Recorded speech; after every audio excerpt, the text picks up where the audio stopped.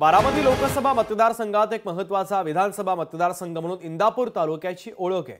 राष्ट्रवादी काँग्रेसचे अजित पवारांच्या पक्षाचे दत्तात्रय भरणे हे 3 टर्म या ठिकाणी निवडून आलेले आहेत। दत्तात्रय भरणे यांच्या समोर आता मतदारसंघात आव्हानं कोणती आहेत पाहूयात।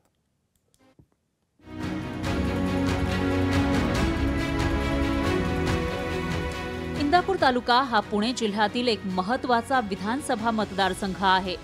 इंदापूर मतदारसंघ हा ग्रामीण भागात मोडतो। या मतदारसंघात अजित पवारांच्या राष्ट्रवादीचे दत्तात्रय भरणे 3 वेळा निवडून आलेत।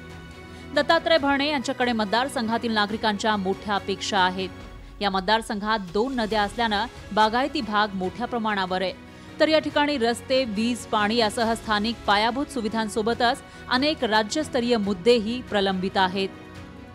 22 गावांचा पाण्याचा प्रश्न, MIDC मध्ये रोजगार, शिसोडी ते कुगाव पूल निर्मिती, रक्तरंजित असलेल्या चोरट्या वाळूला लगाम लावणं, दर्जेदार रस्त्यांची निर्मिती करण्याचं आव्हान इंदापूरचे आमदार दत्तात्रय भरणे यांच्या समोर आहे।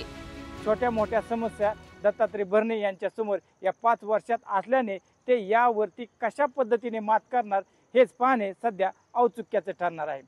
कॅमेरामन सुहास सुपेकरसह मी राहुल ढवळे, लोकशाही मराठी, इंदापूर। लोकशाही मराठी ऐका, पहा, जागरूक रहा।